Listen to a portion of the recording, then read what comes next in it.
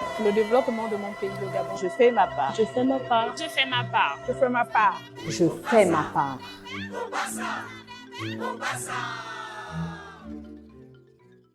Bienvenue sur Gabon 24 et dans Entre elles, le magazine des femmes qui font bouger les lignes. Elles sont gabonaises, nombreuses sur ce plateau pour répondre à une seule interrogation. Les femmes gabonaises ont-elles véritablement une place dans l'arène politique? Et j'ai envie de vous poser une question dès l'entame de cette émission. Mais avant, vous rappelez quand même qu'elles ont longtemps été aperçues de ce côté-là. Mais ont-elles véritablement pris la mesure du poids qu'elle représente dans ce monde-là? Eh bien, la question reste entière puisque des femmes sont avec moi ce jour pour répondre à la problématique de ce parcours d'entre elles qui traite véritablement du positionnement et de l'engagement de la femme en politique.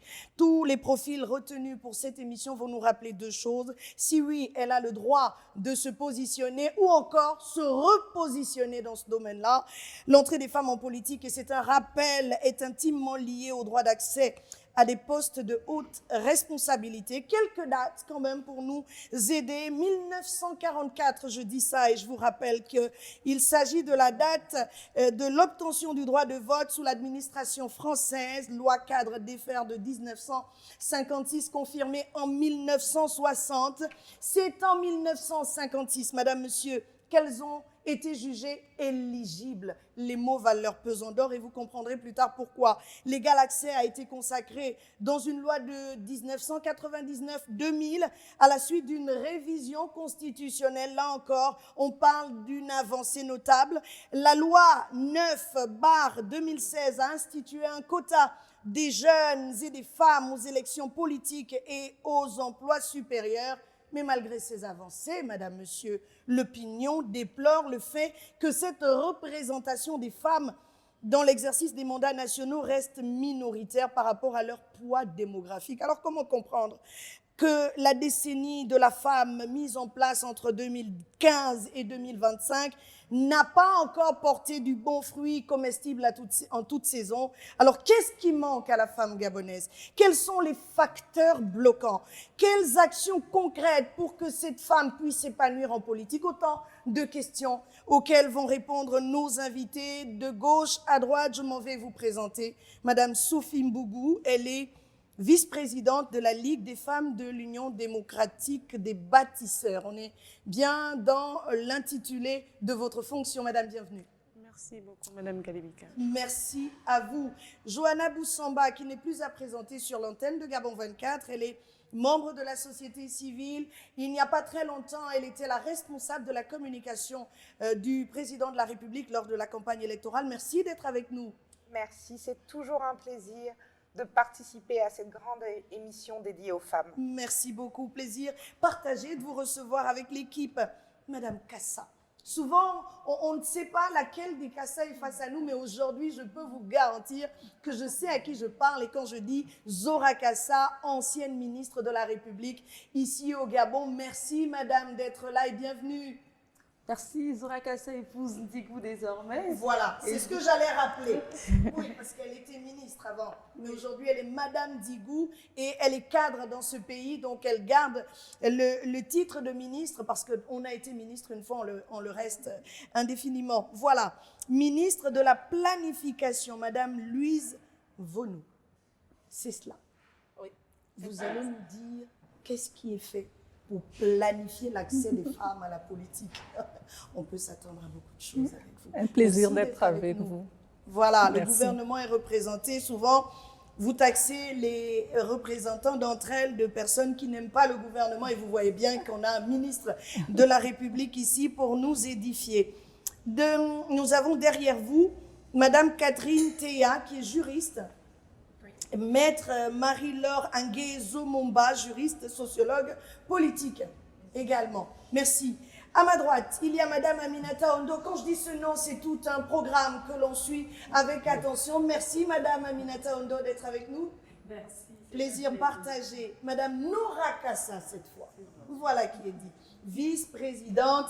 Elle va nous donner tout son titre. C'est mieux dit comme ça. Non, Madame Galibika, déjà, je suis très heureuse d'être parmi vous. Plaisir Le plateau de Elle, je fais ma part. Et donc, j'étais ancienne secrétaire générale pour le compte du RDB, et porte-parole du président pendant sa période de campagne, membre de la coordination mobile également. Et en ce moment, je suis également cadre UDB. Et sur le plan politique, je pourrais dire ça et c'est bon. Merci beaucoup. Tout un programme à vous également. Stéphanette Indong, vice-présidente Union Nouveau. Je crois que je ne me trompe pas. Gabon Nouveau. Gabon Nouveau. Donc vice-présidente Gabon Nouveau. Bienvenue sur Gabon 24. Tout se passe bien? La journée a bien commencé? Oui. Très bien. Juste à côté de vous, Madame Nathalie Efouane Zemo, présidente Réseau Femmes Lève-toi. Absolument. Pourquoi doivent-elles se lever? On le saura dans cette émission. En effet. En Merci politique, mais pas beaucoup. que. Lysiane Neher, analyste politique, quelqu'un que l'on ne présente plus sur Gabon 24. Merci d'être avec nous. Et lorsque je vous parle de Grace Ngwang, si on s'arrête à son seul rôle d'entrepreneur ou encore à sa mission de maman auprès des jeunes, on ne va pas véritablement la présenter car désormais, elle est conseillère municipale. Donc c'est une voix autorisée pour nous parler du positionnement des femmes en politique. Merci d'être avec nous. Également, Madame Bénédicte Ngui, elle est analyste politique. Elle est également avec nous. Bénédicte Ngui, vous êtes également avec nous, bienvenue. Merci, c'est un plaisir de partager le plateau avec des femmes, avec des leaders et des nations. Très bien, merci beaucoup. Et puis il y a Madame Annie Gisèle Nyangui, c'est un visage très connu à Gabon 24. Merci beaucoup d'être avec nous. Mesdames, bienvenue. Nous allons débuter par un diagnostic. Vous savez, quand on va à l'hôpital, la première chose que le médecin il fait, lui, c'est poser le diagnostic. Quel est le diagnostic concrètement de la place de la femme en politique au Gabon? La parole est donnée à qui veut la prendre et je vous permets, Madame le ministre, d'ouvrir le débat. Si vous aviez une définition à nous donner par rapport à cette thématique, quelle serait cette définition? Merci. Je pense que la définition serait que la femme au Gabon est sur une trajectoire ascendante. Lorsque l'on parle du positionnement de la femme, l'élément le plus concret que l'on peut présenter, c'est celui des quotas, de la représentation. Et je pense que c'est un point d'entrée important. Vous avez donc rappelé la loi de 2016 sur la représentation aux élections. Pour les femmes, 30%, pour les jeunes, 20%. C'est une moyenne qui est déjà au-dessus de la moyenne nationale lorsqu'on regarde de manière générale en Afrique et même dans la sous-région. Le Parlement aujourd'hui au Gabon, c'est un peu moins de 26%, exactement 26,5% de femmes qui y sont, ce qui est en augmentation par rapport à la moyenne qui se situait autour de 15-20%. De la même façon, au gouvernement, je pense que nous sommes heureuses de dire que sur un gouvernement de 30 membres, il y a 10 femmes, ce qui représente 30%. Nous sommes donc juste au niveau des ambitions qu'on s'est fixées. Maintenant, est-ce qu'il faut être plus ambitieux? Oui, il faut l'être parce qu'évidemment, il y a énormément de choses à faire et je pense que ça va être tout l'objet du débat d'aujourd'hui. D'accord. Oui, allez-y, Madame Boussamba, dites-nous.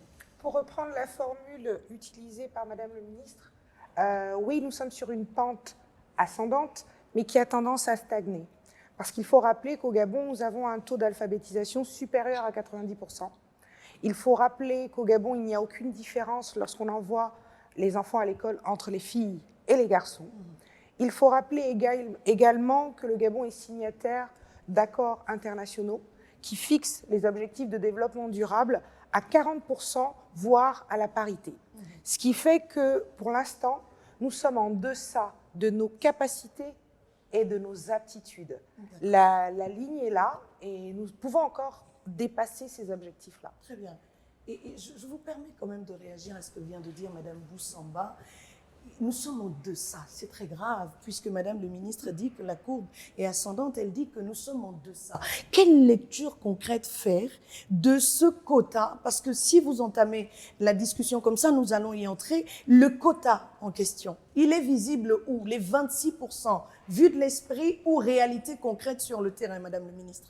Il n'y a aucune vue de l'esprit. Si vous allez au Parlement aujourd'hui et que vous comptez, vous allez voir que le Parlement, c'est 25,5, pour être très concrète, % de parlementaires qui sont de sexe féminin. Si vous regardez au gouvernement, c'est encore plus facile. Il y a 30 membres au gouvernement et vous en avez 10 qui sont de sexe féminin. Maintenant, lorsqu'on dit que la pente est ascendante, ça veut dire que nous sommes plutôt dans une trajectoire positive.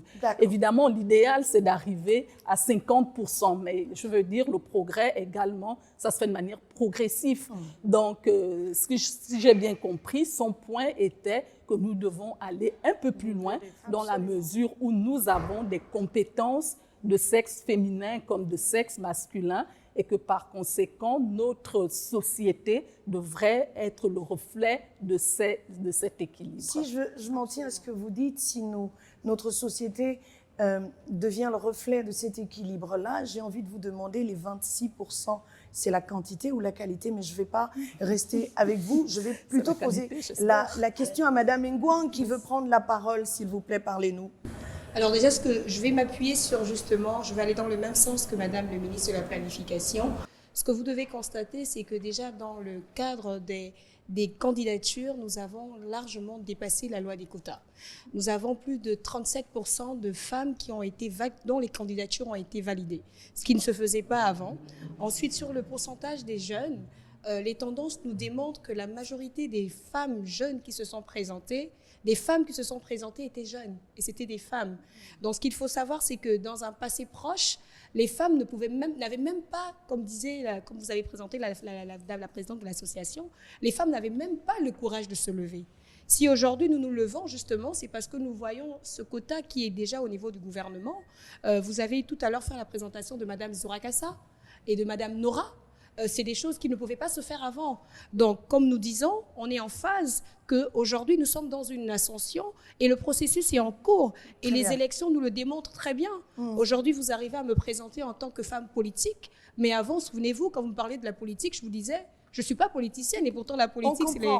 Voilà. On comprend parfaitement. Oui, alors les deux analystes politiques veulent prendre la parole. Je la donne à qui en premier? Madame Neher, vous avez le micro. Le diagnostic à froid de cette évolution, cette ascension des femmes en politique depuis 1956. Vue de l'esprit ou réalité palpable? Ce n'est pas une vue de l'esprit. Déjà, il faut rappeler que s'il faut partir depuis 1990 pour ne pas aller beaucoup plus loin dans l'histoire, les femmes ont activement participé à la vie politique de notre pays. Nous avons observé une participation active de ces femmes, mais qui était reléguée au rang organisationnel. C'est-à-dire lorsqu'il y avait des manifestations politiques, les femmes étaient les plus nombreuses, mais ce n'était pas elles qui avaient la parole, ce n'était pas elles qui étaient en action, ce n'était pas elles qui sollicitaient les suffrages. Elles se limitaient à un rôle d'accompagnatrice des hommes politiques qui, eux, en retour, désignaient parmi elles les plus dociles pour les promouvoir. C'est ce que nous avons vu. Aujourd'hui, nous observons une nouvelle classe de femmes politiques qui sont beaucoup plus engagées, qui défendent des causes, qui ont une idéologie et qui n'ont même pas peur de ne pas être investies par des partis politiques, mais s'engagent dans des candidatures indépendantes. Sur la loi des quotas, c'est une très bonne loi, mais elle manque de texte d'application. Il n'y a pas de mesures incitatives dans cette loi, que ce soit sur le plan financier ou sur le plan de la formation. Parce que beaucoup de femmes veulent s'engager en politique, mais n'en ont pas forcément les compétences ou n'en ont pas forcément les moyens. Ensuite, il n'y a pas de moyen de coercition. Lors du rejet des candidatures, par exemple aux élections, on n'a pas vu les instances habilitées dire « vous n'avez pas respecté les quotas, donc nous invalidons vos listes de candidatures parce qu'il faut que vous puissiez respecter ces quotas ». Mais justement, c'est dans cette ascension-là que les femmes doivent porter ce genre de plaidoyer pour que les femmes soient beaucoup plus accompagnées. Très bien, juste à côté de vous, merci beaucoup. Je veux rajouter à ce que Madame a dit. Nous avons constaté depuis 1990 l'implication des femmes. Et malheureusement, que ce soit des femmes ou des hommes, on a constaté l'implication des personnes en politique qui ne comprenaient pas le sens de la géopolitique. Nous avions des femmes qui se relayaient au rôle de groupe d'animation, organisatrices des événements, mais des meetings, celles qui étaient à la cuisine. Mais même dans ce stigma, il y a des femmes qui se sont démarquées, notamment Mme Lassini Dibose, la première femme être candidate à l'élection présidentielle au Gabon. Ce n'est pas rien. Oui, ça c'est déjà une avancée dans une société traditionnelle, dans une société bantou, où la femme est une femme de ménage. Et j'aimerais souligner que le rôle de la femme dans la politique ne se limite pas qu'aux élections.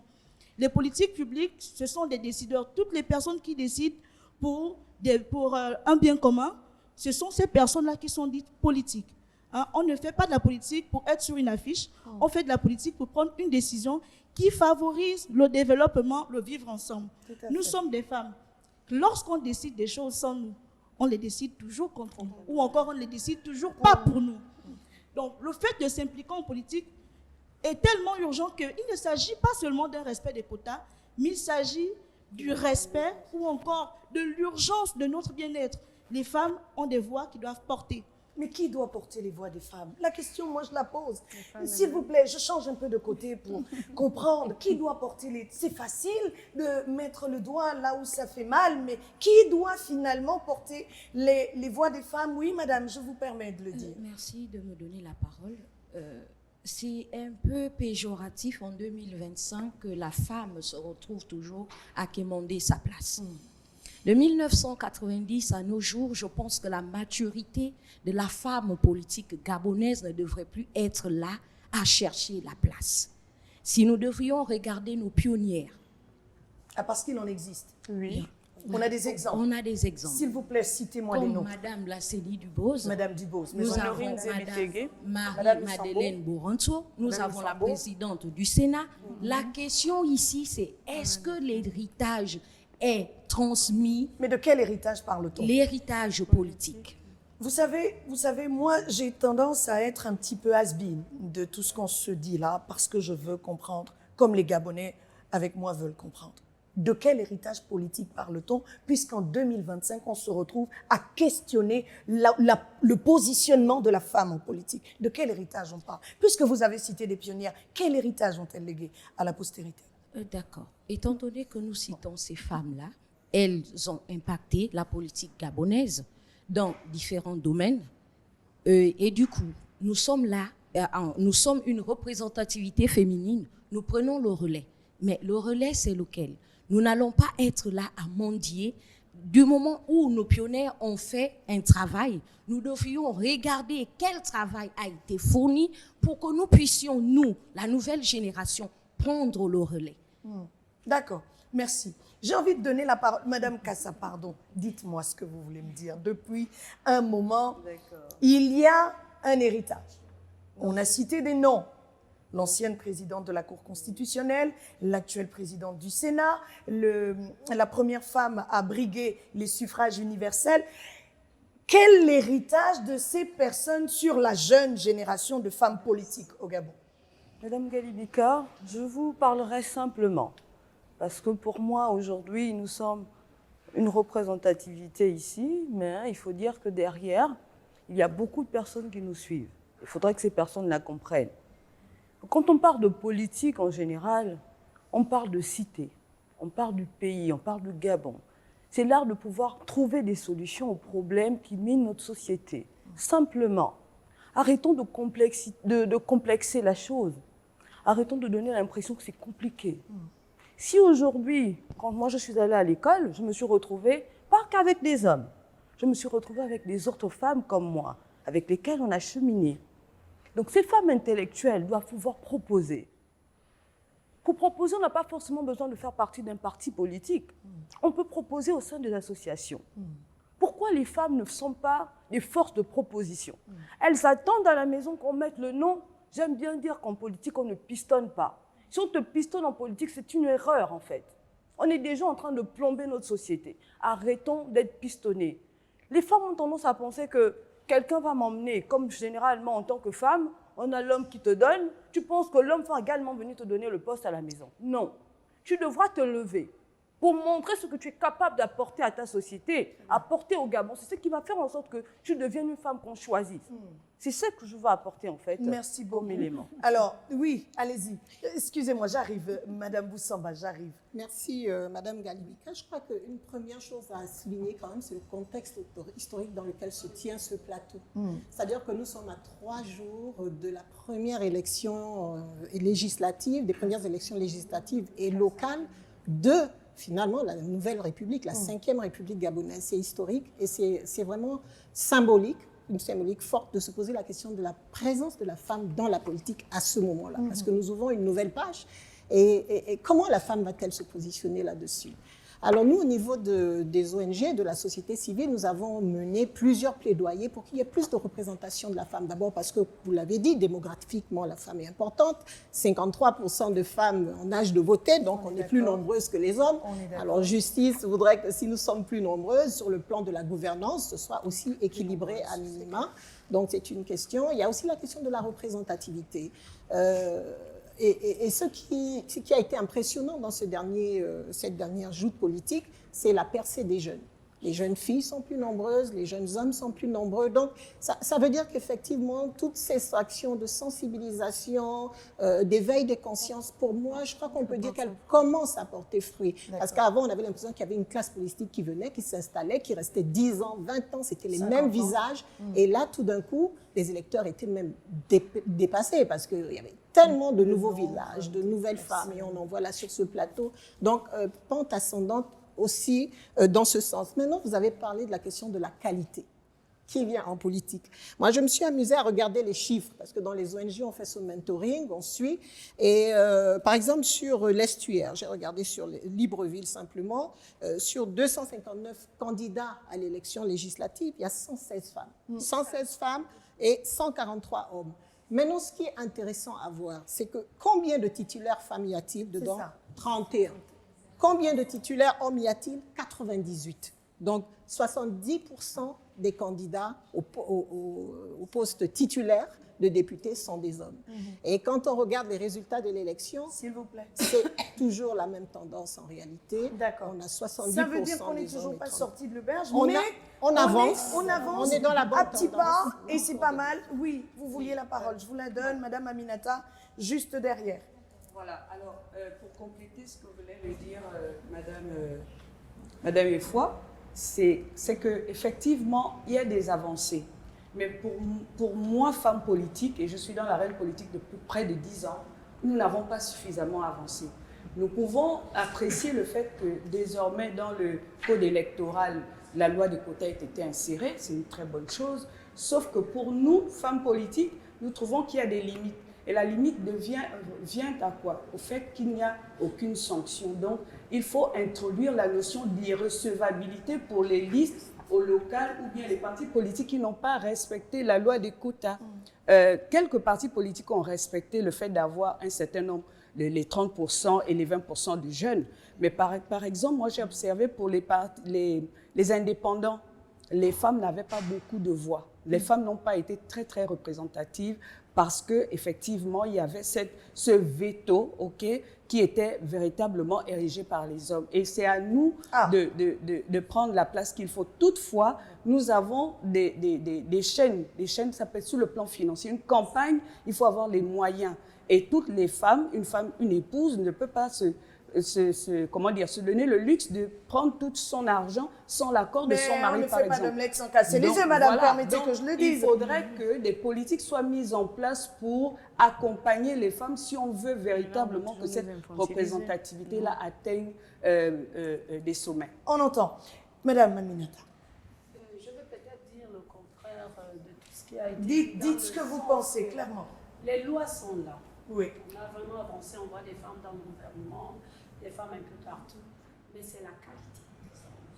La majorité des Gabonais ou des femmes elles-mêmes ne se retrouvent pas en ces femmes. Parce que la politique chez nous, c'est on a l'impression que les femmes ne sont là que pour de l'argent figuré, et c'est tout. Mais ces femmes ne sont pas réellement représentatives d'abord sur... Elles n'impactent pas la vie de ces femmes qu'elles représentent là. Il reste 2 minutes. elles sont cooptées, Oui. c'est ce qu'elles disent, Oui. c'est des affinités, Oui. Et les femmes qui sont capables de le faire ne sont pas toujours Vous savez, j'entends. Ce que vous dites aujourd'hui m'interpelle quand même. Il y a beaucoup de choses qui sortent sur la qualité des personnes qui briguent les suffrages des uns et des autres. Ce qui m'inquiète, ce n'est pas tant que ces personnes ne soient pas qualifiées parce que, à l'épreuve des faits, même ceux qui ont 20 ans de politique ont quand même des lacunes. On est d'accord. Mais aujourd'hui, il y a eu toutes les tranches d'âge, en âge de voter bien sûr, qui se sont présentés. On a eu des humoristes, on a eu des artistes, on a eu des pasteurs, on a eu tout le monde. Sur les listes qui ont été présentées, il n'y en a pas beaucoup qui ont été rejetées. Ce qui fait que sur la place politique, on a tout entendu. Mais personne, aucune femme que j'ai suivie de près, n'a véritablement parlé de la loi. Pas des quotas, mais du code électoral. Donc, avant d'aller dans l'arène, ces personnes ne se sont même pas abreuvées à la source de la connaissance qui est contenue dans le code électoral et dans le bon sens. Nous sommes allés en politique parce que oui, le président Oligui est arrivé, donc il y a des jeunes qui sont... il est arrivé avec une nouvelle façon, une nouvelle dynamique. Oui, le contexte est historique, mais on a eu ce problème de représentativité. Est-ce qu'aujourd'hui, ces femmes qui sont allées aux élections sont représentatives des ambitions des Gabonaises aujourd'hui? Je vous donne la parole. Je vous donne la parole, oui, allez-y. Vous avez parlé, je vais répondre à votre question, mais vous avez parlé tout à l'heure d'héritage. Quelle qualité de femme avions-nous dans les années 90 en politique? Il faut le dire. Il était inadmissible pour une femme de venir en politique et d'avoir la moindre lacune intellectuelle. Les femmes qu'on avait en politique à l'époque étaient toutes reconnues comme étant extrêmement brillantes. Je vous rappelle que Mme Manganga Moussavou est la première bachelière de Langounier. Plus besoin de décrire le CV de Mme Missambo et j'en passe. L'occasion manquée, au risque d'être une détractrice, cette transition a été une occasion manquée pour les femmes. Je le dis haut et fort. Dites-moi. Pourquoi? Parce qu'à l'époque, nous avions énormément d'exemples féminins. Si aujourd'hui, dans cette assemblée, on devait citer 20 femmes politiques dans les années 90, 2000 et 2010, nous en sommes toutes capables. Si aujourd'hui, vous demandez à un Gabonais de vous citer 20 femmes politiques qui ont émergé durant la transition, impossible. Les noms que vous verrez évoqués sont les noms des femmes qui sont sur ce plateau. Je pense que ça a été une occasion ratée. Pourquoi? Parce que nous avons eu à ce moment-là, durant la transition, l'occasion parfaite pour que les femmes prennent le pouvoir. Parce qu'en plus, on a eu, comme à l'époque d'Omar Bongo, un président de la République, président d'abord de la transition, désormais président de la République, qui a ouvert la porte aux femmes, qui a montré l'exemple et qui nous a laissé aller dans l'arène, en montrant l'exemple et en responsabilisant des femmes. Il n'a pas dit que les femmes étaient moins capables que les hommes. C'est nous, les femmes, qui avons failli à saisir les opportunités qui se sont offertes à nous. Très bien, mais on s'arrête, malheureusement on s'arrête. Oui, parce que c'est la fin de la première partie. Je vous prie de bien retenir ce qui gratte dans vos gorges et on se retrouve. Madame Aminata, s'il vous plaît, je reprends la parole. Je la garde le temps de cette transition et on se retrouve. Le développement de mon pays, le Gabon. Je fais ma part. Je fais ma part. Je fais ma part. Je fais ma part. Je fais ma part.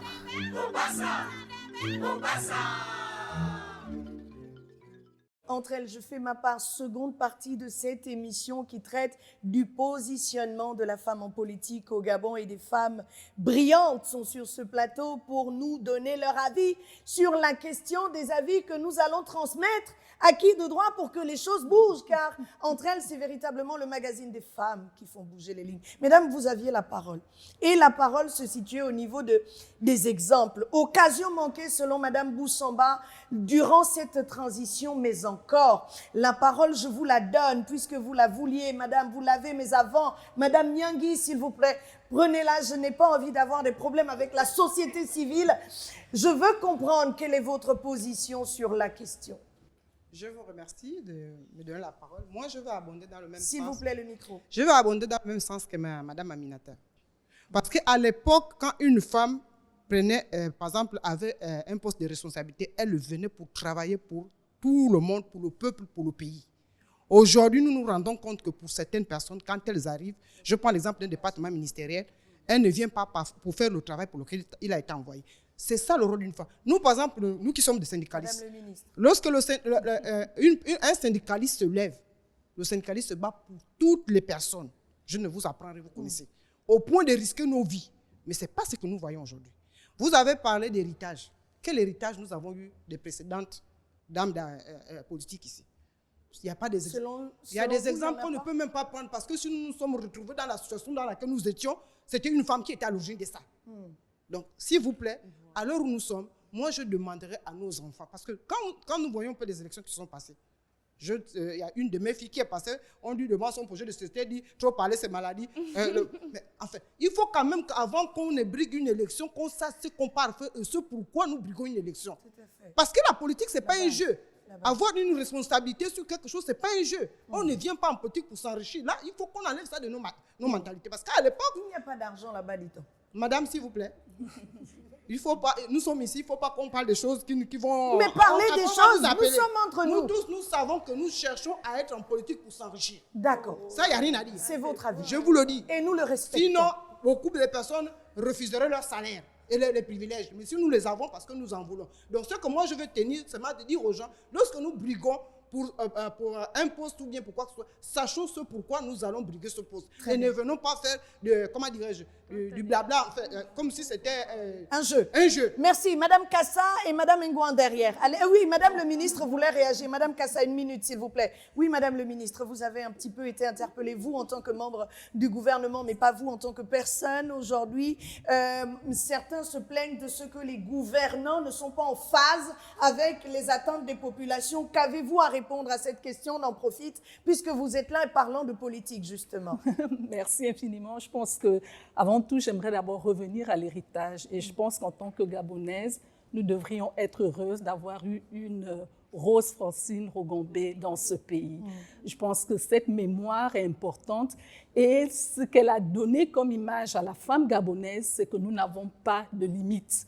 Nous n'allons pas seulement briguer pour ce genre de poste, mais nous pouvons atteindre ces sommets. Je pense que c'est important.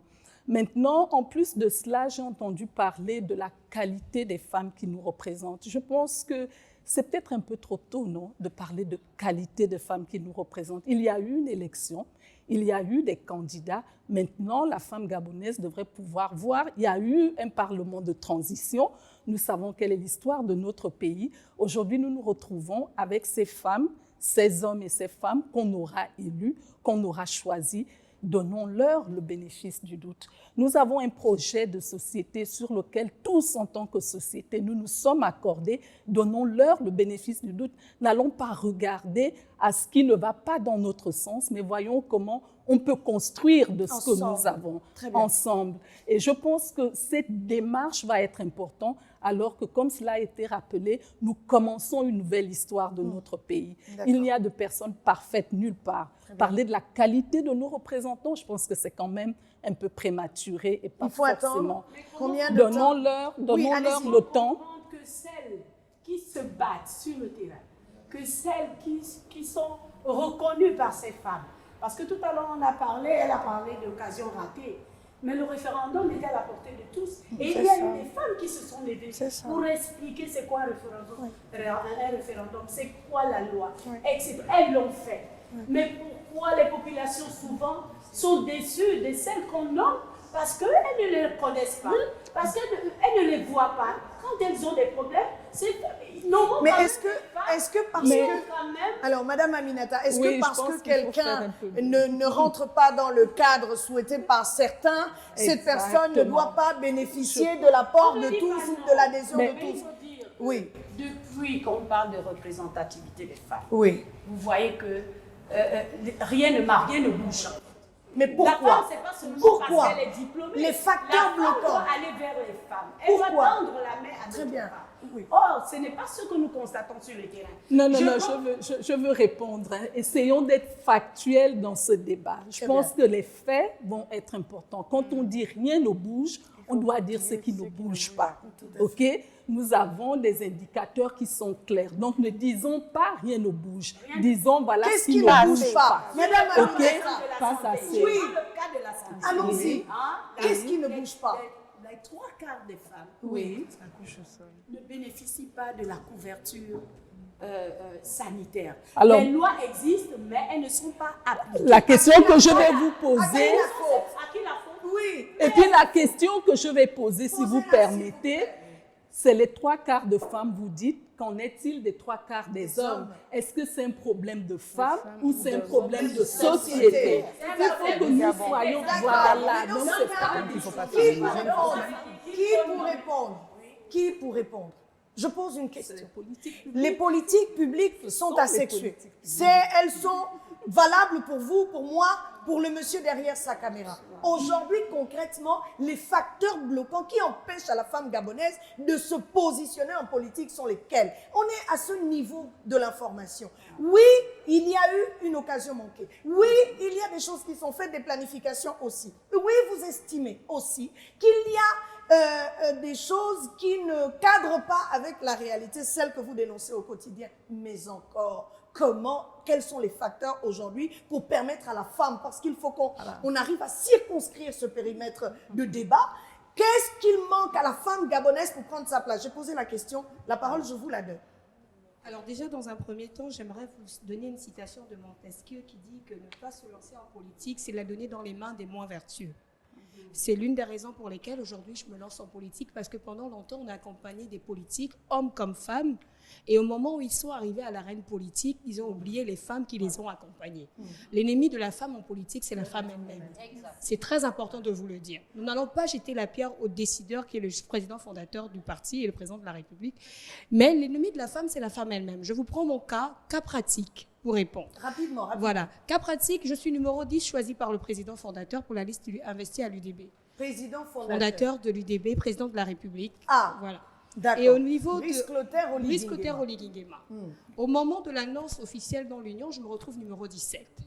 Nul n'étaient les actions menées sur le terrain, parce que c'est important de le dire, même quand on parle d'accès à la formation, au financement. J'ai envie de répondre à Madame Boussamba. Je suis Grace Manuela Engwa, entrepreneur social, spécialisée dans la question de la femme et de la formation des jeunes. S'il vous plaît, rapidement. Combien de femmes aujourd'hui, quand vous parlez de formation, même pendant le référendum, que ce soit en politique ou dans la société, arrivent à venir à des formations? Ça, c'est déjà la première chose. La deuxième chose, ne va pas en politique qui n'est pas prêt à aller en politique. Dès l'instant où vous sollicitez une liste et dès l'instant où vous décidez d'être candidat, c'est que vous avez les moyens de votre politique. C'est très important, que ce soit en indépendant ou l'autre. S'il vous plaît, malheureusement, je vais reprendre la parole. Madame Kassa la veut depuis le début de cette émission. Madame Ndigou, dites-moi clairement, quels sont les facteurs bloquants aujourd'hui? La question reste entière. Je dirais que, déjà, je salue le thème de cette émission. Nous avons femmes, je fais ma part. Est-ce que les femmes aujourd'hui sont prêtes à faire leur part? C'est la bonne question. Est-ce qu'elles comprennent en fait le fait de rentrer en politique, ça consiste à quoi exactement? Parce que j'ai un grand frère qui me dit très souvent, la politique c'est le jeu de la mort. Est-ce qu'elles savent en fait que lorsque je m'engage en politique, je dois pouvoir déjà savoir le qui je suis? On doit repartir à l'essence même de la femme. Si nous avons décrié la gestion des hommes, ça veut dire que nous, les femmes, on se dit, on peut faire mieux. Tout à fait. Mais lorsque je m'engage à faire mieux, je dois savoir le qui je suis. Je suis la maîtresse de la cellule familiale. Je suis celle qui porte l'humanité. Donc quand je viens avec cette dose d'humanité que je dois pouvoir apporter en politique. Tout à fait. Parce qu'aujourd'hui, on se dit, faire de la politique, c'est la capacité à nuire à autrui. Nuire, à faire du mal à autrui. Alors que la femme, elle est par essence maternelle. Elle n'a pas la capacité de nuire. Maintenant, on doit pouvoir se dire, je viens, je dois apporter ma dose d'humanité, je dois pouvoir contribuer à l'essor vers la félicité de notre société. Vous ne parlez que de ça. Merci. Donc je me dis... C'était important de nous le rappeler. Oui, vous n'avez pas encore pris la parole. Je m'en voudrais de ne pas vous la donner à cet instant. S'il vous plaît, 2 minutes. Allez-y, allez-y. Je trouve que le débat est très enrichissant. S'il vous plaît. Il est très enrichissant. Il faut rappeler ici que c'est avec l'avènement de la libération que la femme gabonaise a réellement pris conscience de son rôle, d'où l'entrée en politique de plusieurs femmes. Moi, je ne m'étais jamais vue entrer en politique. Et lorsque le président a fait confiance aux jeunes, déjà lors de sa campagne, pendant la transition, il a utilisé plusieurs jeunes, hommes comme femmes. ça a suscité en nous l'espoir de pouvoir se positionner et apporter notre pierre à l'édifice. Aujourd'hui, ce qui manque à la Gabonaise, c'est l'audace et la confiance en soi. Qui suis-je? Qui suis-je, moi? Qu'est-ce que je peux apporter? Auparavant, on a réduit la Gabonaise comme étant une danseuse dans les groupes d'animation. Animatrice. Mais aujourd'hui, il faut donner du temps à la Gabonaise. Mais qui a réduit la Gabonaise? Je n'aime pas beaucoup qu'on dise ça. Ça me dérange d'entendre ça. S'il vous plaît, prenez la parole. Je vous donne la parole juste derrière. Merci de me donner la parole. Madame, devant vous. Oui. Merci de me donner la parole sur ce sujet. Effectivement, pourquoi y a-t-il moins de femmes en politique? Bon, déjà, il faut définir la politique. Parce qu'on a l'impression que faire la politique, c'est uniquement être ministre, uniquement être député. Non. Et je voudrais dire à ma sœur Aminata Ondo qu'elle faisait déjà de la politique en tant que syndicaliste. Et que les rôles sont différents selon qu'on est syndicaliste et qu'on s'occupe des droits. Membre du gouvernement, etc. Et société civile. Membre du gouvernement. Quand on regarde uniquement les postes électifs, effectivement, les femmes sont sous-représentées par rapport aux hommes. Mais si on regarde la force de la société civile, des associations, ce sont les femmes. Oui. Je pense que les femmes sont plus nombreuses dans ce mouvement. On a des associations à foison. Autre dernier point, s'il vous plaît. Pourquoi les stéréotypes, l'éducation, ça part de la cellule familiale. Quel rôle donne-t-on à la petite fille à la maison?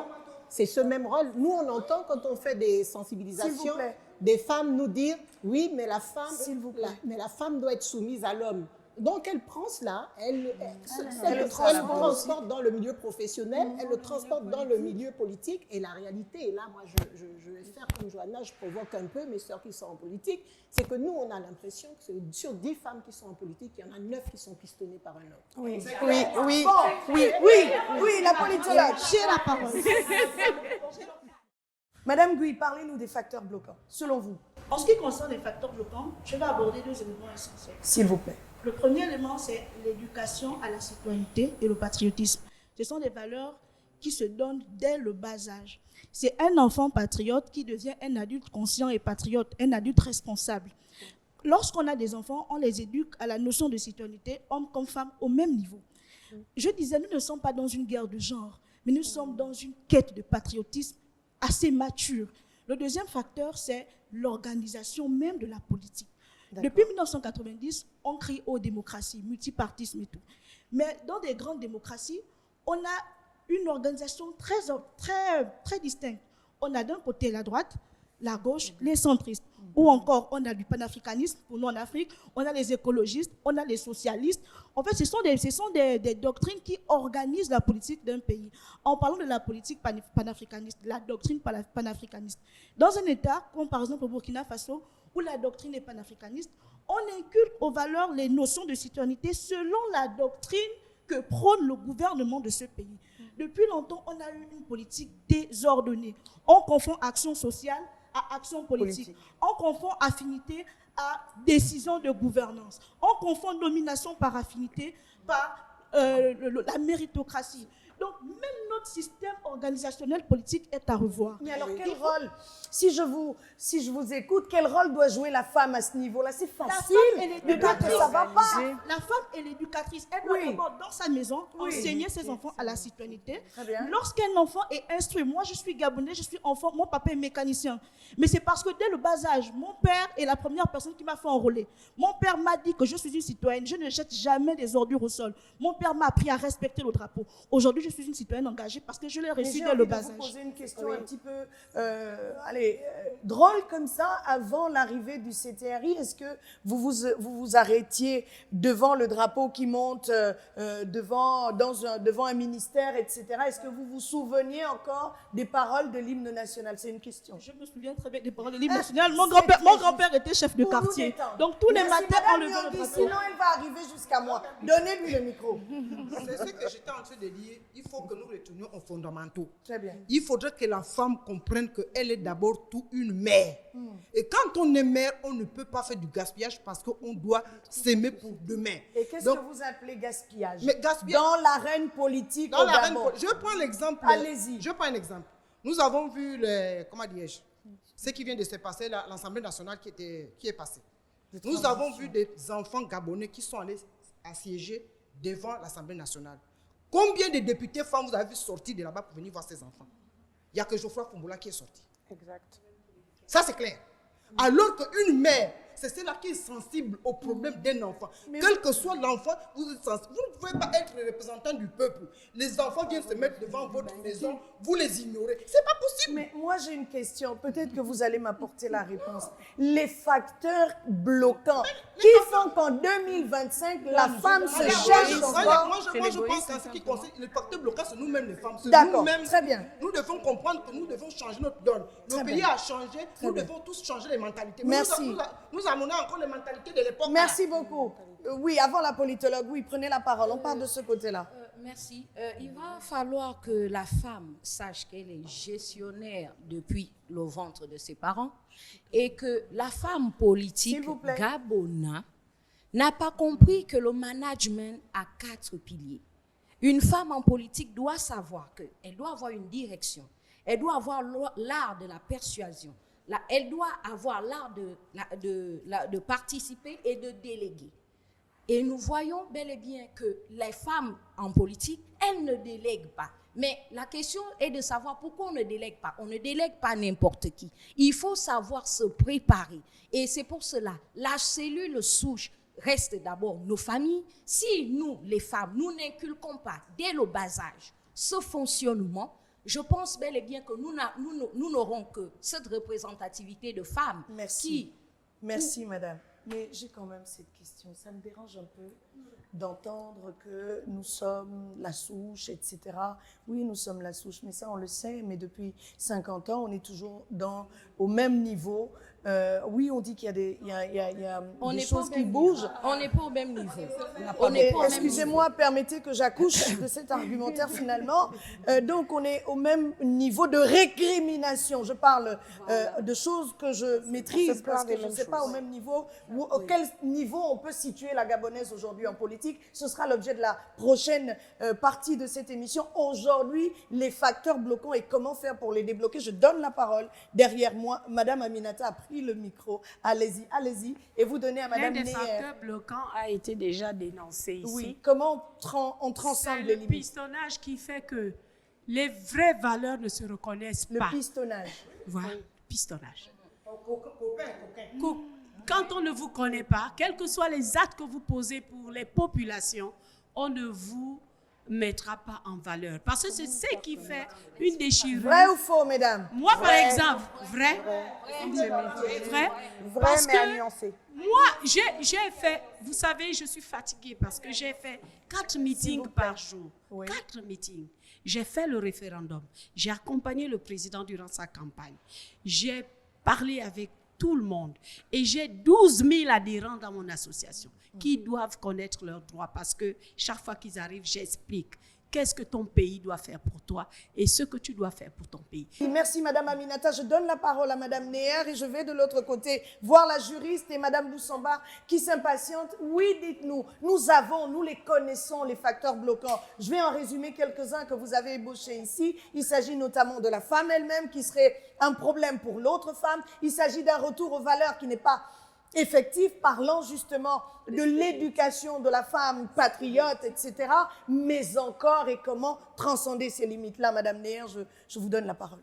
Alors, on va revenir sur les freins à l'engagement politique des femmes. Parce qu'il y a des femmes qui nous écoutent et qui attendent qu'on dise les choses. Les freins à l'engagement politique des femmes, il y a le harcèlement sexuel et les violences de genre en milieu politique. Il y a beaucoup de jeunes femmes aujourd'hui et même des femmes qui ont peur de s'engager en politique parce que nous avons une classe politique d'hommes qui ne promeuvent que les femmes à qui ils offrent leur faveur. Ça, c'est une vérité. Et il faut qu'on le dise. Quel type de faveur? Pourquoi? Dites les choses. Des faveurs sexuelles. D'accord. Des faveurs sexuelles. J'aime beaucoup, mais il faut le dire. Non, ça fait 10 ans d'engagement politique. Aujourd'hui, du côté de l'analyse, pas parce que n'ayant pas les capacités, mais parce que ayant des valeurs. Lorsque vous avez une femme qui se retrouve sur le terrain politique, qui prend son courage, qui prend ses moyens, qui dit les choses, il y a énormément également d'intimidation derrière. Vous ne savez pas le nombre de fois, parce que tu es passé sur un plateau, tu as eu à faire une analyse objective, derrière tu as des pressions, derrière, tu as des intimidations. D'accord. Beaucoup de femmes aujourd'hui ne s'engagent pas également. C'est un des freins, mais comment on transcende ce frein? On transcende ces freins par les politiques publiques. C'est-à-dire? Nous avons des lois qui ont été prises, et je l'ai dit dès le départ, elles manquent de textes d'application. D'accord. Aujourd'hui, si une femme commerçante, avec tout son engagement, se met en politique, elle a du mal à avancer par manque de moyens, par manque de logistique qui l'accompagne. Et nous allons parler Les de partis planification. politiques aujourd'hui fonctionnent par affinité. Nous avons dans plusieurs partis politiques des regroupements de femmes qu'on ne voit jamais monter au créneau pour se battre pour le positionnement des femmes sur les listes. Nous les voyons simplement faire des réunions pour faire des tontines, pour faire dans plusieurs partis politiques. Donc il y a de vrais problèmes. Il y a un vrai problème à D'accord, poser, madame, et prenez il y a la de parole. vraies problématiques S'il à vous plaît. adresser. Oui, merci. Non, madame Ngouang, 2 minutes, je pas à donne l'aise la avec parole. madame Non, Laetitia. s'il vous plaît, je donne d'abord la parole à la dame, puisque vous l'avez prise 2 fois, elle une seule fois depuis le début. Est-ce que vous pouvez nous dire quel est votre point de vue sur la question? Merci, Madame viens Galivika. vers- Je voudrais ici souligner S'il vous plaît. un point. C'est qu'un des points bloquants que nous avons en politique, surtout pour celles qui arrivent nouvellement en politique, c'est un problème de formation.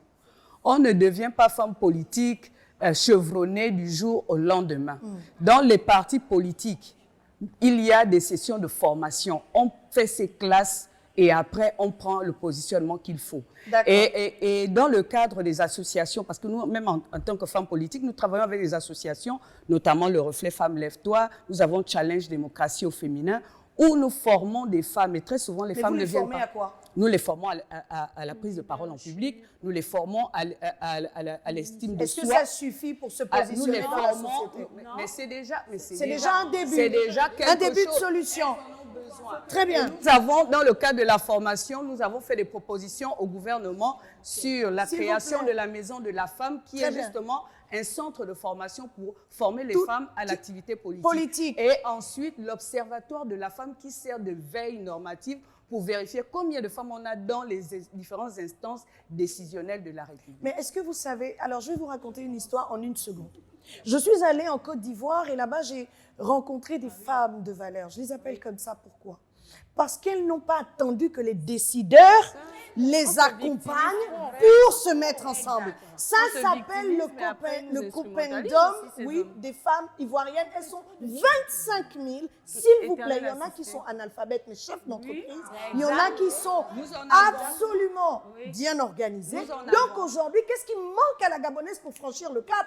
Je vous donne la parole, madame et puis je prends madame Ngouang, sinon elle va sortir de sa chaise. Oui, s'il vous plaît, oui. Oui, madame. Oui, je voulais simplement dire peut-être qu'il faudrait étendre les réseaux et créer davantage de réseaux. Parce que les femmes doivent travailler ensemble. Je pense que certaines personnes l'ont mentionné aujourd'hui, il y a un certain manque de soutien, surtout entre femmes. Donc je voudrais dire que c'est ce qui peut décourager certaines, c'est peut-être qu'elles sont seules, isolées. Elles ne savent pas vers qui se tourner pour se lancer en politique. D'accord. Merci. Oui, madame Ngouang. Oui, oui, prenez le micro. Ne changez surtout pas de micro. Non, tenez le vôtre. Tenez le vôtre. Pour répondre à l'analyse qu'est Madame Lisiane Néa, je rejoins Madame Boussamba et j'applaudis, j'aime encourager des femmes qui vont dans la même vision que moi. Ce n'est pas toutes les femmes qui bénéficient des faveurs des hommes. C'est pas toutes, j'arrive, c'est pas toutes, on va pas généraliser, je veux qu'on nuance les choses. C'est pas toutes les femmes qui arrivent en politique parce qu'elles sont pistonnées. Moi, je suis pas arrivée en politique parce que je suis pistonnée. Et je suis d'avis avec vous. J'insiste là-dessus. Dès l'instant où on décide d'aller en politique, je vous prends mon cas particulier, je ne vais pas prendre le cas de quelqu'un d'autre. En allant en politique, je savais que j'allais en politique. Je savais qu'également, pour aller en politique, il faut avoir les moyens de sa politique. C'est très important. C'est important. C'est très important. C'est important, en effet. Voilà, nous sommes arrivés au terme de cette seconde partie. Nous avons pu ébaucher une liste de facteurs bloquants et mis en perspective un certain nombre d'actions qui pourraient être posées par les uns et les autres pour permettre à cette femme gabonaise de jouer pleinement son rôle dans l'arène politique. Donc nous marquons cette pause et nous revenons cette fois pour la conclusion, juste derrière ceci. Le développement de mon pays, le Gabon. Je fais ma part. Je fais ma part. Je fais ma part. Je fais ma part. Je fais ma part.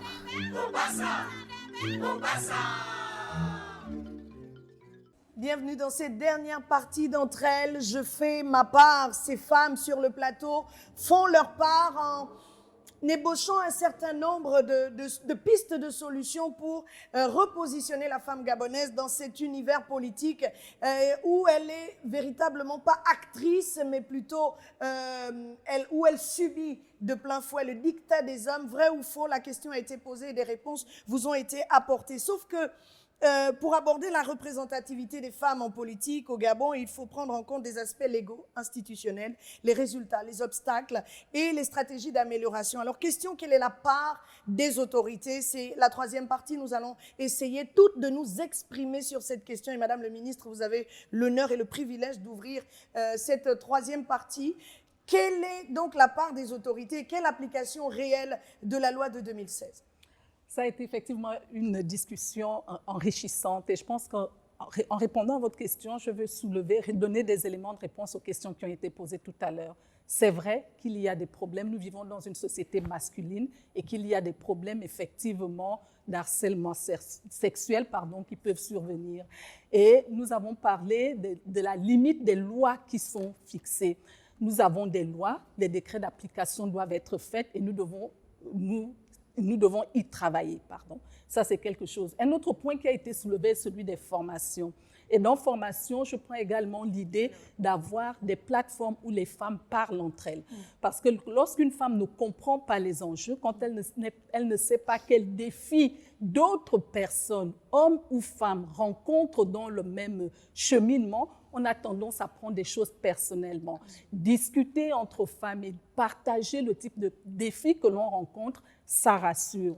Je voudrais également dire pour ce qui est de la formation, ça va rassurer, ça va régler également des problèmes de stéréotypes. Si vous me permettez, je vais également venir pour ce qui est de la formation, dire qu'il faudrait que nous fassions attention les impressions, les stéréotypes tels qu'on ne peut pas faire de la politique. Si on n'est pas porté par un homme, on doit y faire attention parce que ce n'est pas vrai dans l'absolu et c'est de nature à bloquer les gens. Moi, je pense qu'il faudrait vraiment que l'on sache que lorsqu'une femme se demande pourquoi elle fait autant de causeries, pourquoi est-ce qu'elle mobilise autant de gens et on ne vote pas pour elle, elle doit se poser des questions sur sa stratégie. Parce que c'est une chose d'agir, c'est une autre d'avoir une stratégie qui réponde aux besoins de la communauté dans laquelle on travaille. Le dernier point, c'est vraiment encourager les femmes, quelle que soit leur frustration. Même si vous avez l'impression que les femmes qui sont au-devant de vous ont été pistonnées, soyons stratèges et nous savons l'être.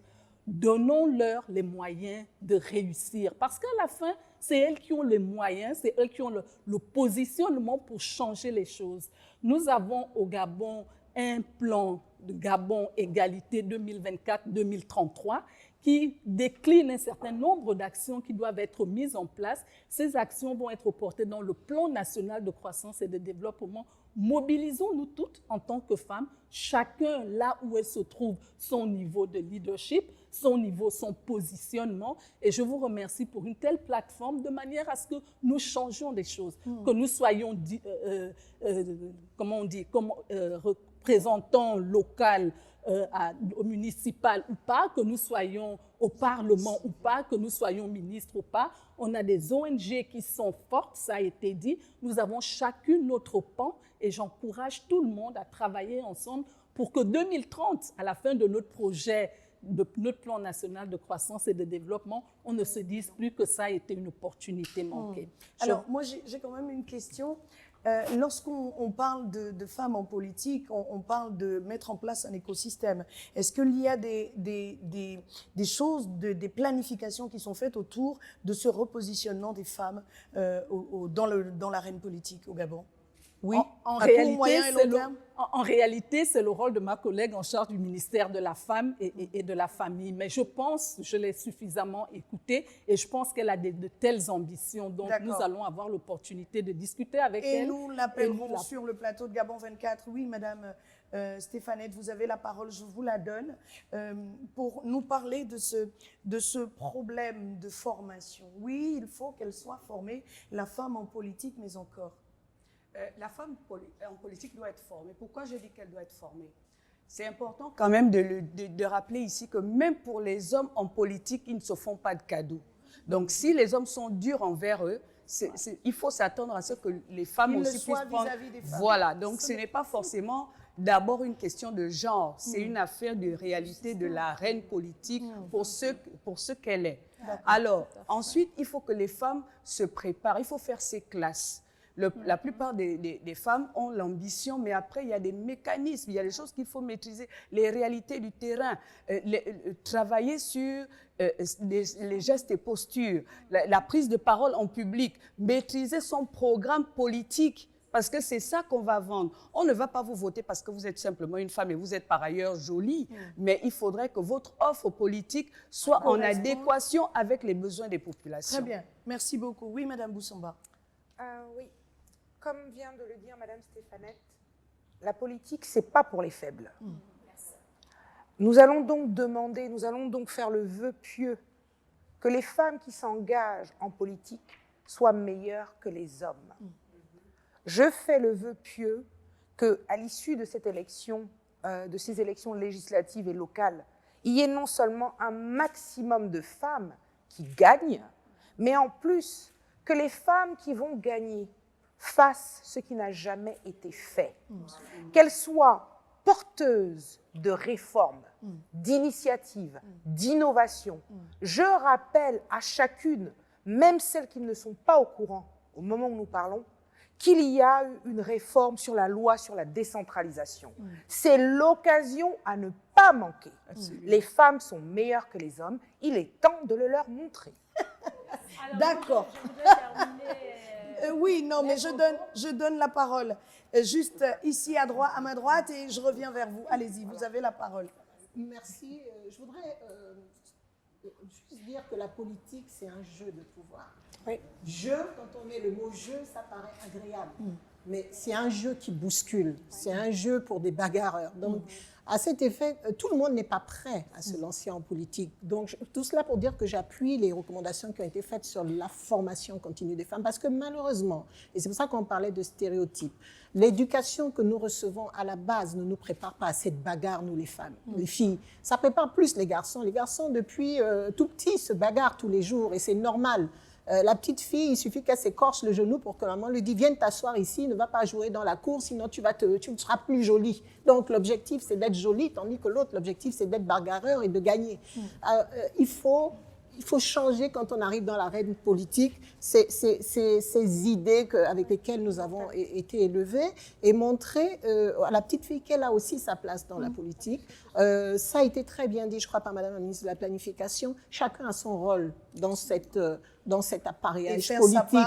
Chacun peut sera faire nécessaire pour la suite. Absolument. Et troisième plaidoyer, nous, les ONG, nous faisons beaucoup d'actions de sensibilisation pour éveiller les femmes à cela, pour qu'elles s'engagent davantage. Nous faisons des formations, nous faisons des études pour comprendre quelle est la problématique. Il y a beaucoup d'actions qui sont faites.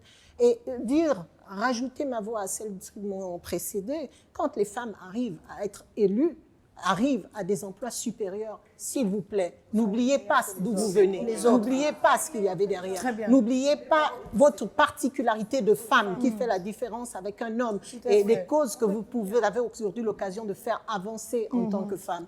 Et 4 dernières mesures, l'observatoire de la femme. Il faut que cet observatoire vive, il faut qu'on puisse monitorer, qu'on puisse suivre toutes ces activités, voir. C'est ça qui nous permet de voir qu'il y a aujourd'hui une avancée, comme ça a été dit. Et ça, c'est très positif, mais ça reste encore insuffisant. Nous pouvons aller plus loin. Très bien, merci beaucoup, Madame Aminata. Vous avez la parole. Rappeler à ces femmes, à toutes ces femmes et ces hommes qui aujourd'hui sont à l'écoute des résultats qui vont tomber. Le chef de l'État nous a promis la restauration de la dignité. Et ça, les Gabonais y tiennent. Il faut que leur dignité soit restaurée par des personnes qui le reconnaissent. Parce que nous sortons d'un système très vieux où il y a eu des habitudes qui ne sont pas facilement détachables en un seul mandat. Nous le comprenons. Il y a eu trop de choses sur le terrain qui ont été faites, mais qui aujourd'hui retombent sur l'image du chef de l'État. Tout ce que je demande au président de la République, c'est d'être à l'écoute de son peuple, d'écouter tout ce qui a été dit, d'écouter et de faire ce qu'il faut. Ce qu'il faut. Répondre. Alors, vous savez, il y a quelque chose qui me dérange un peu. On tourne autour du chef de l'État. Le chef de l'État ici, par là, il est là-bas. Oui, d'accord. Mais le chef de l'État, il attend aussi des femmes capables de tenir le débat sur la place publique et d'être représentatives des aspirations profondes du peuple. Le président de la République n'attend pas qu'on se tape dessus juste parce qu'on n'est pas content de ce que l'autre a dit ou pas. Le chef de l'État attend des hommes et des femmes capables de prendre leur position, de se positionner pour aller vers cet essor, vers la félicité tant souhaitée par toutes les populations. Je vais vous donner la parole, madame. Prenez-la, s'il vous plaît. Merci, madame Aminata, mais encore. J'ai une question concrètement en 2025. Quelle initiative peut-on mettre en place justement pour créer nos championnes nationales en politique? Nous devons créer des espaces, je dirais des laboratoires pour enfanter des génies, pour enfanter des super-héros. Qui nous? Les femmes que nous sommes là, parce que je n'irai pas prendre celles qui sont à l'extérieur. Nous sommes un bel échantillon. Nous avons des femmes talentueuses sur ce plateau et chacune peut faire sa part. Chacune a quelque chose à donner. Il y a quelque chose de meilleur en nous qu'on pourrait donner à nos petites sœurs, donner à nos mères. Aujourd'hui, il n'est plus question d'infantiliser la femme, non. Nous ne sommes pas fragiles, nous sommes des femmes fortes, nous sommes des femmes d'impact. Et peut-être que depuis des décennies, nous n'avons pas véritablement joué notre rôle d'éducatrice, parce que c'est nous qui éduquons, c'est nous qui sommes au cœur même de la création, de tout ce qu'il y a de merveilleux. C'est nous qui donnons la vie. Et ce que je peux dire à ma sœur qui hésite encore d'entrer en politique, c'est fais-toi former. Aie une vision, parce qu'avant de faire des actions, il faut avoir une vision. Si tu n'as pas une vision, tu ne pourras pas poser des actes concrets. D'où la naissance nécessaire de cet observatoire qui serait un concentré de formateurs, de formés, etc. Parce que la grosse problématique, c'est qui forme qui? À quel moment de la vie de la société? Attention, et dans quoi surtout? Parce que vous savez, pendant 4 années, on a entendu formation en leadership féminin, formation en marketing comme ça, formation aussi et ça, mais pour quel résultat concrètement? Et la femme gabonaise gagnera à se faire former, d'accord, mais par qui? Nous avons des exemples. Je prendrai l'exemple de Madame Boutsou. Elle peut former toutes les Gabonaises, 53% de la population quand même. Ça devrait commencer par un échantillon. Ça devrait commencer quelque part. Oui, ça Merci, devrait mais je commencer vous permets d'aller au bout de votre pensée rapidement. Alors, je dirais à ma sœur gabonaise d'arrêter de regarder à l'homme. Personne ne nous fera une place en or. Il faut la prendre. Il faut la prendre. Très bien. Absolument. Madame Digou, dites-nous. Madame Galibika, merci pour le plateau et pour toutes les interventions. Mais je dirais que moi, je viens d'une famille modeste. Et donc, je grandis dans un milieu où j'observe quand même beaucoup de pauvreté autour. Et je me dis, est-ce qu'on ne pourrait pas travailler sur l'égalité? Parce que nous sommes venus en 2000, nous avons vécu la transition et tout le reste, on a prêché l'unité. L'unité du peuple gabonais, la réconciliation et tout le reste. Mais je me dis, le peuple gabonais est uni. Mais ce sont nos différences qui nous séparent. D'accord? On se dit, on a beaucoup d'inégalités. Aujourd'hui, la jeune femme veut se lancer en politique ou encore veut améliorer en fait ses capacités en politique.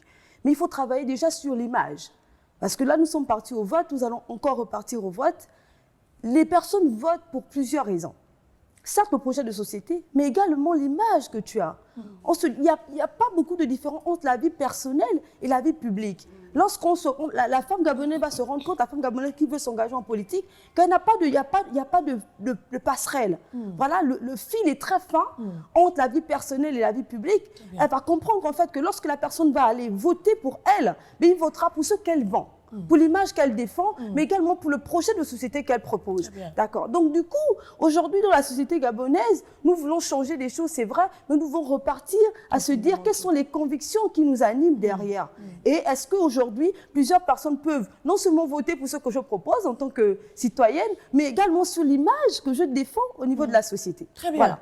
Pertinent. Merci. Madame Nyangui, oui, je vous ai vu. Je vous ai vu souffrir derrière. J'ai la question là, qui vous est destinée. Quel rôle la société civile doit-elle, oui, la société civile jouer justement pour permettre aux décideurs de ne pas sortir de la voie autorisée, parlant par exemple du respect des quotas, donc la mise en place de sanctions, etc., qui concerneraient les partis politiques et même l'administration. Quel rôle réellement la société civile doit-elle jouer pour accompagner la femme gabonaise dans son positionnement au sein de l'Interland? Merci d'abord pour la question. Mais Madame Galibika, je veux vous dire que la société civile ne fait que ça, la dénonciation. C'est le rôle de la société civile. Lorsqu'on est un syndicaliste dans une administration, c'est de dénoncer et de faire des propositions. Malheureusement, quand vous avez en face de vous quelqu'un qui est irrecevable, c'est que ça. Donc, la société civile, nous les syndicalistes, on ne fait que ça. Je ne vous apprends, vous voyez tous les jours dans les médias. Je ne fais que dénoncer. Mais malheureusement, quand on dénonce, c'est pour que les choses changent. D'accord. Mais quand vous dénoncez et les choses ne changent pas, après vous devenez la bête noire, la personne à éliminer. Mais concrètement, comment on peut repositionner la femme en politique au Gabon? Mais pour repositionner la femme, c'est tout ce dont nous sommes en train. Vous avez pris l'exemple. Oui, votre plaidoyer à vous, quel est-il? Je vais prendre l'exemple que vous avez pris pour les femmes ouest-africaines. De Côte d'Ivoire, voilà. le compendum. Voilà. Les femmes de Côte d'Ivoire, il faut d'abord comprendre que la population ouest-africaine, elle est solidaire. Elles ont en leur sein le sens d'entraide. Ce qui fait que quand il y a un problème, c'est tout le monde qui se sent concerné. Nous, ici, nous sommes individualistes. C'est la notion qu'on nous a inculquée depuis toutes les années qui sont passées. C'est maintenant que nous essayons de nous rapproprier ce que nous avons perdu. D'où la nécessité de repartir aux fondamentaux. Donc, nous, les Gabonais, nous devons d'abord nous approprier la notion de patriotisme. Nous sommes tous frères et sœurs. Quand un frère a un problème, nous tous, nous sommes censés être à ses côtés, l'aider afin que la personne sorte du problème. C'est comme nous parlons aujourd'hui, nous faisons du mal. Et lorsque quelqu'un meurt, nous nous mettons à pleurer, c'est de l'hypocrisie. Pourquoi nous faisons du mal alors que nous sommes passagers sur terre? Je comprends. Il faudrait que nous rapprochions. Nous devons d'abord revenir au fondament. Même quand on parle, il faudrait que nous ayons une plateforme. La plateforme serait à quoi? À l'entraide. Moi, j'ai une difficulté. Nous tous, nous voulons nous souder les coudes. Il faut qu'on arrête aussi de rentrer dans ces associations où on parle d'entraide, tu as un souci. Non, Madame Galibika, c'est pas ça. Nous sommes en train de parler d'un positionnement de la femme qui connaît ses droits. Le positionnement de la femme, c'est nous-mêmes, les femmes, nous-mêmes, la société, qui devons prendre le destin en main. Très bien. L'autre a un souci, ça ne vaut la peine de mettre les autres les bâtons dans le ce que nous voyons même dans les administrations. On nomme quelqu'un directeur, il pense qu'il est directeur pour sa famille, il oublie qu'il est venu pour travailler pour le personnel. L'ensemble. C'est Très pas bien. ça. Voilà. C'est gentil. Voilà. Madame Ngwang, dites-nous rapidement, s'il vous plaît, nous sommes quasiment arrivés au terme de cette émission, en 3 parties quand même, parce qu'il y avait des choses à dire, mais aujourd'hui, on a compris qu'il existe des leviers législatifs et économiques et même éducatifs qui favorisent la pleine participation des femmes dans la vie de la société, mais il manque un positionnement réel dans le domaine de la politique. Alors, quel est le plaidoyer qu'on doit porter aujourd'hui auprès des décideurs pour que cette femme prenne sa place, ou auprès des femmes elles-mêmes pour que celles-ci prennent conscience de sa capacité à transcender ses propres limites? Alors, pour conclure, ce que j'aimerais dire, c'est que la participation de la femme gabonaise dans la vie politique n'est pas une faveur. C'est très important de le souligner. C'est une nécessité démocratique. Investir dans le leadership féminin, c'est investir dans la gouvernance plus juste et inclusive pour la plus proche des réalités des populations. Donc, j'aimerais dire à la femme, être en politique, ce n'est pas une faveur. Ce n'est pas une faveur, il est temps qu'on se lance. Merci. Merci beaucoup. Madame Kassas, s'il vous plaît. Donc, oui, c'est vrai. Merci. Donc, au regard de tout ce qu'on a entendu aujourd'hui, et comme mot de fin, je dirais aux femmes qui m'entendent, qui me suivent, que nous sommes dans le Gabon de tout est possible. Parce que la transition a apporté un nouveau souffle dans notre pays. Il faudrait qu'on y croie, que ça ne soit pas simplement des paroles vaines, mais que ça devienne quelque chose de palpable. Le président de la République a facilité tellement de choses, on l'a dit ici. Peut-être qu'on n'a pas bien suivi. Mais cette période électorale qui est en train de s'achever, puisque nous, on veut tout ramener, la politique, c'est la politique politicienne. Non, les femmes. La politique, c'est d'abord vos idées. C'est d'abord ce qu'on veut parce que le pays va se construire avec ça. Ce sont les idées que vous avez dans le secteur de l'éducation, dans le secteur de la santé, et j'en passe. Ce sont toutes ces idées-là réunies autour de différentes tables de vos associations, de vos partis politiques, de vos syndicats, qui vont porter des fruits pour construire le Gabon auquel nous aspirons tous. Il faudrait le savoir, il faudrait que dorénavant, après cette période électorale, on comprenne qu'on aura 5 ans. On ne va plus parler de politique politicienne. On parlera finalement de quoi? On parlera du développement économique du pays. Donc vous allez comprendre que la politique ne se résume pas à oyez, oyez. La politique se résume à nos idées.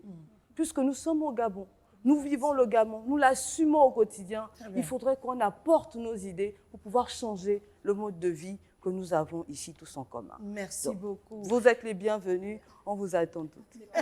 Oui, prenez la parole. Prenez le micro, il est devant, je vous le donne. Et ensuite, je viens vers vous, madame. Oui, madame l'analyste politique, dites-nous. Comment est-ce que la Gabonaise doit prendre conscience, ou plutôt comment doit-elle se repositionner? Quels sont les mécanismes dont elle dispose déjà? Qu'est-ce qu'il faut améliorer et comment se repositionner pour tirer, pour créer des championnes nationales, mais surtout pour tirer celles qui n'ont pas encore franchi le cap de l'arène politique? Comment on gère tout ça?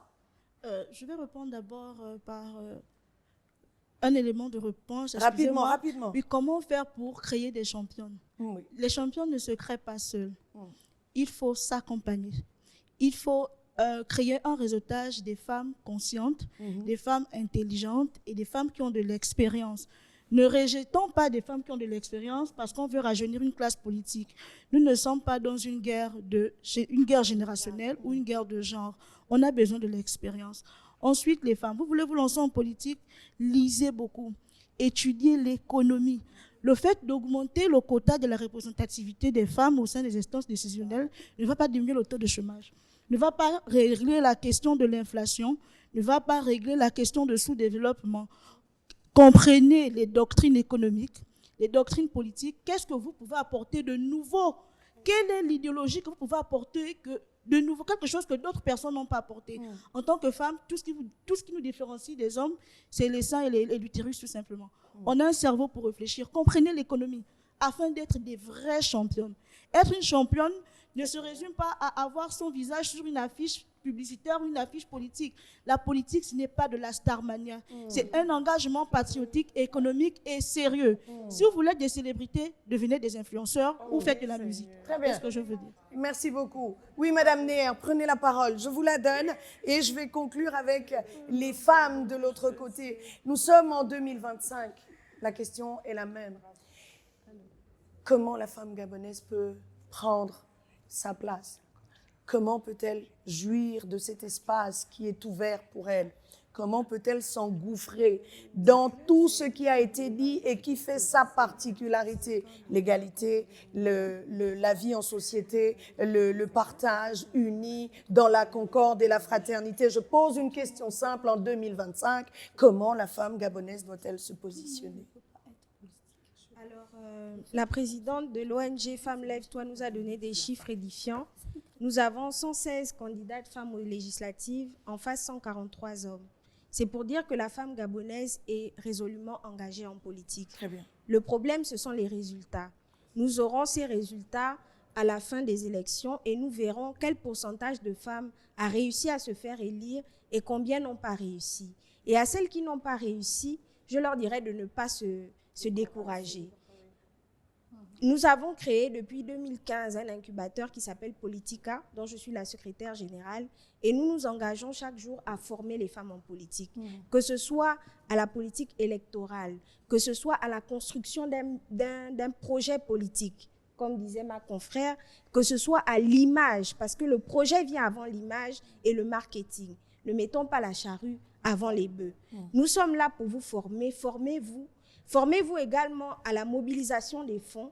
Il n'y a pas encore de mécanisme pour vous accompagner financièrement, mais nous sommes là également pour vous former, pour savoir comment mobiliser les fonds et surtout comment mobiliser les voix pour que nous ne soyons plus demandeuses, mais que nous soyons résolument actrices dans le visage politique. Vous savez, il y a quelque chose qui m'interpelle quand même. Depuis le début de cette émission, il y a des choses qui ressortent un petit peu comme des warnings. Des SOS. C'est-à-dire que je fais partie de telle association, moi je fais partie de telle autre association, l'autre fait partie de telle autre. À quel moment on se met ensemble?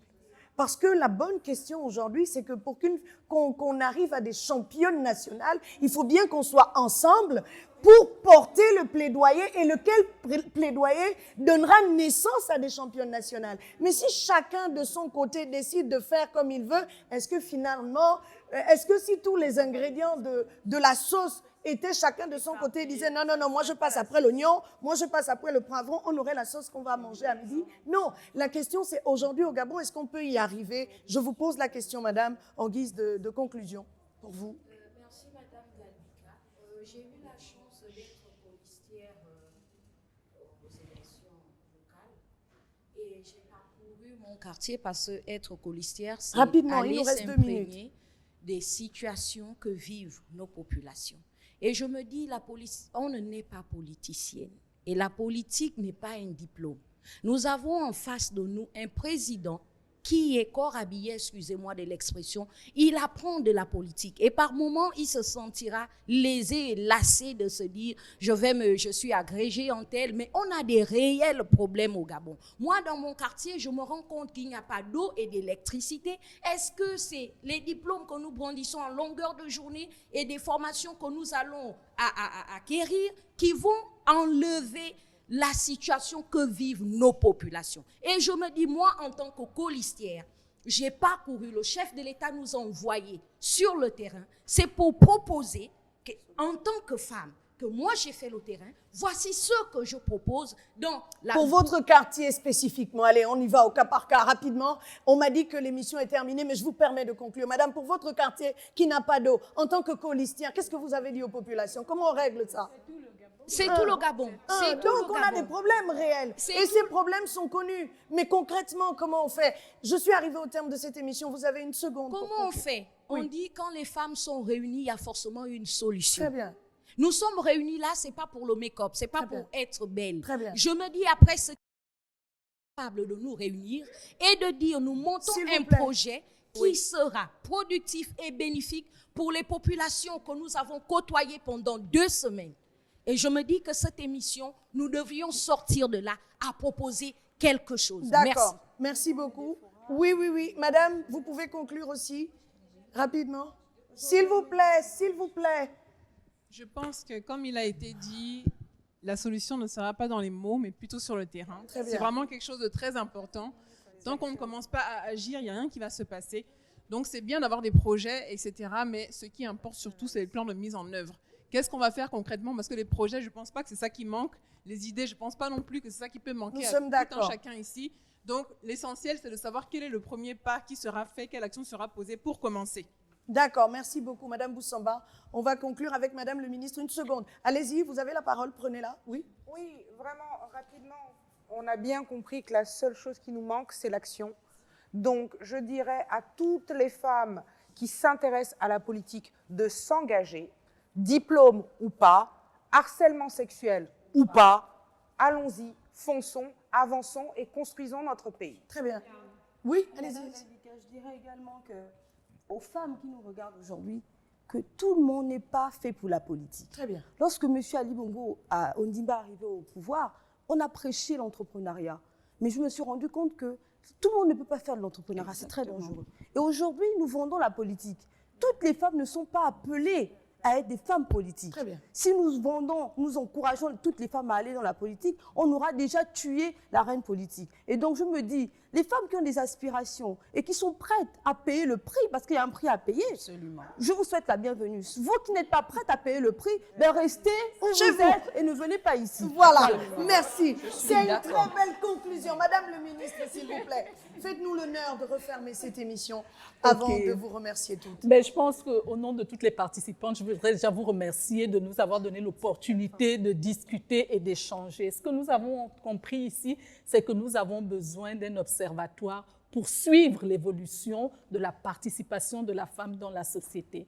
Nous avons entendu que nous avons besoin d'aller à l'action. Et je pense que c'est ce que nous allons faire. Moi, personnellement, maintenant que nous préparons donc ce plan national de croissance et de développement, j'aimerais bien pouvoir bénéficier de l'intelligence de toutes ces femmes parce que nous allons avoir le plan, mais ensuite, il va avoir le suivi. Et je vois là des femmes qui sont engagées de manière à ce que nous construisions ensemble ce Gabon. Merci. Surtout, je vais vous dire, peu importe les femmes qui sont au devant, mobilisons-nous pour pouvoir construire un Gabon dont nous sommes toutes fières. Merci, Madame le ministre.